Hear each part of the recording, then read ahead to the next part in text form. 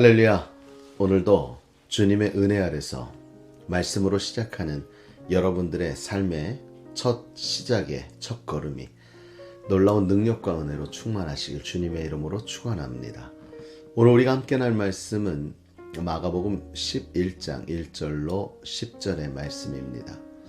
오늘 본문의 배경을 보면 예수님께서 예루살렘으로 올라가시는 모습을 보게 됩니다. 예수님은 이 땅 가운데 우리를 위해서 오셨습니다. 우리를 위해 십자가에 달려 죽으셨고 또한 우리를 위해 부활하여 승천하여 주셨습니다. 예수님이 이 땅에 오신 것은 우리를 구원하기 위함이며 또 한 가지 예수님이 이 땅에 오신 이유는 바로 예수님의 삶을 따라 본받으라는 것이겠죠. 오늘 예루살렘에 입성하시는 바로 이 예수님의 모습을 통해서도 우리는 분명히 배울 점이 있습니다. 오늘 예수님의 삶의 모습을 통해 오늘 우리가 따르고 순종해야 될 모습이 무엇인지를 깨닫고 오늘도 하나님의 자녀로서의 아름다운 삶을 살아가는 저와 여러분 되기를 주님의 이름으로 축원합니다. 2절 말씀에 보니까 예루살렘에 입성하시기 전에 제자들에게 이렇게 말씀하십니다. 너희는 맞은편 마을로 가라. 그리로 들어가면 곧 아직 아무도 타보지 않은 나귀 새끼가 매어 있는 것들을 보리니 풀어 끌고 오라 라고 말씀합니다.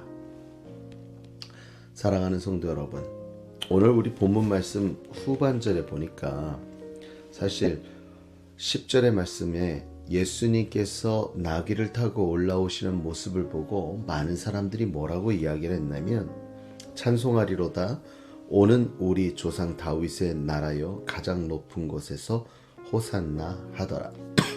사람들이 왕을 대하듯 왕이 올라오는 것과 같은 환호성을 치는 모습을 보게 됩니다. 사실 왕으로서 예루살렘 왕궁에 입성할 때는 왕은 노새를 타는 것이 바로 그 당시의 법이었습니다. 노새는 무엇이었는가? 바로 경험이 많은 것, 그리고 나귀보다도 훨씬 큰 것. 그러므로 가장 안정되고 가장 좋은 것을 취하는 것이 왕이 누릴 수 있는 축복이겠죠. 그런데 오늘 주님께서는요, 왕으로 오시는 것 같았지만 사실 우리 주님은 왕으로 오시는 것이 아니라 우리를 위하여 죄인으로 그곳에 가시는 것을 예수님의 제자들과 사람들은 알지 못했습니다. 우리는 말씀을 보아 알 수 있었지만요. 예수님을 통해서 우리가 배워야 될 첫 번째가 이것입니다. 사랑하는 성도 여러분, 예수님은요 좋은 것을 택할 수 있었으나 낮은 것을 택했습니다. 그 이유는 무엇이냐면 말씀대로 순종하려 했던 것이지요. 예루살렘에 입성하는 그 예수님의 모습은 이미 스가랴 9장 9절과 창세기 49장 12절의 말씀을 통하여서 나귀를 타고 오실 분임을 예고하고 있는 미리 예언하고 있는 모습을 우리는 볼 수가 있습니다. 다시 말하면 구원자의 온전한 역할을 감당하기 위해서는 말씀대로 나귀를 타고 오셔야 말씀이 성취되기 때문이지요.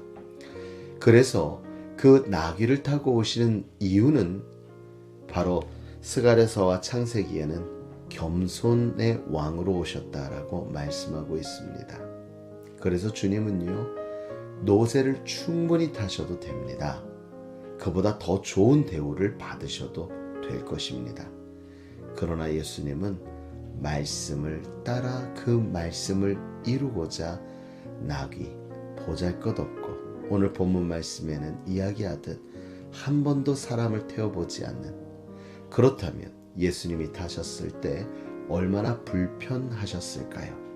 그럼에도 불구하고 내가 좀 불편하고 내가 좀 힘들고 내가 좀 어려워도 나를 통해 하나님의 말씀이 이루어지기를 원하시는 그 예수님의 모습처럼 사랑하는 성도 여러분, 우리의 삶에도 하나님의 말씀을 이루어드리기 위해 우리의 삶의 자세를 맞추고 우리의 삶을 제안하며 때로는 따라 나아갈 수 있는 저와 여러분이 되어지길 간절히 주님의 이름으로 축원합니다. 두 번째, 우리가 예수님의 모습을 통해 배울 것은 이것입니다. 예수님께서 말씀합니다. 가져오라 하시니 제자들은 이렇게 얘기하지요. 3절에 만일 누가 너희에게 왜 이렇게 하느냐 묻거든 주가 쓰시겠다 하라. 그리하면 즉시 이리로 보내리라 하시니 라고 주님은 얘기하십니다. 제자들의 걱정에 주님은 대답하시는 거죠. 생각해 보십시오. 매어 있는 것은 주인이 있다는 것이고요. 그것을 가져오라는 것은 주인에게 먼저 승낙을 얻는 것이 중요할 것입니다. 그런데 예수님은 그냥 가져오라 하십니다. 여기서 엿볼 수 있는 것은 바로 예수님의 왕권입니다. 예수님은 이 땅의 주인이십니다.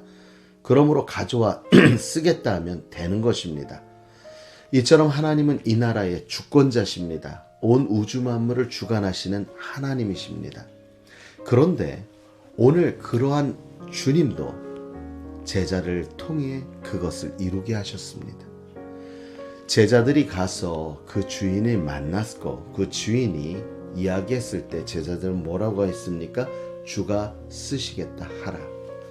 사랑하는 성도 여러분, 그렇습니다. 순종입니다.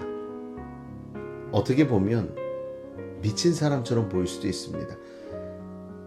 주인 있는 물건에 손을 대면서 그걸 왜 건드리십니까? 그럴 때 주가 쓰시겠다 하라. 상식적으로 이해가 되지 않잖아요.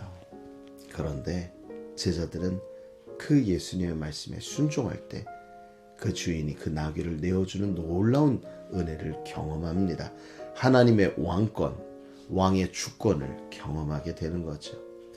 이 땅을 살아가는 우리도 마찬가지입니다. 우린 말씀대로 순종하며 살아갈 때 때로는 우리의 생각으로 이해되지 않는 순간에도 우리가 순종할 때 하나님의 일하심을 보게 될 겁니다. 우리가 순종할 때 하나님의 왕의 주권을 경험하게 될 것입니다. 가나안 혼인잔치에 예수님께서 텅 빈 항아리를 물을 채우고 가서 나누어 주라 했을 때 종들은 어떠했습니까? 분명 물이지만 그것을 퍼다 주면 물인 것을 알게 되는 순간 이 종들은 해코지를 당하거나 죽임을 당할 수도 있는 문제였습니다. 그런데 예수님의 말씀을 듣고 그대로 순종하였더니 도저히 상상도 할 수 없었던 물이 변하여 포도주가 되는 놀라운 역사를 경험하게 되지요. 이처럼 우리의 인생에 순종을 따른 순종함으로 인하여 얻어질 수 있는 것이 하나님의 능력이요 역사임을 우리는 알아야 할 것입니다. 사랑하는 성도 여러분, 오늘 하루를 살아가면서 예수님처럼 말씀을 이루는 삶을 살기를 원합니다. 오늘 말씀을 통하여서 예수님의 말씀에 순종할 때 예수님의 왕적 권위와 능력을 경험했던 제자들처럼 우리의 삶에도 순종할 때 하나님이 이 땅 가운데 왕 되심을 경험하는 그러한 놀라운 은혜를 입는 저와 여러분의 삶이 되어지길 간절히 주님의 이름으로 축원합니다.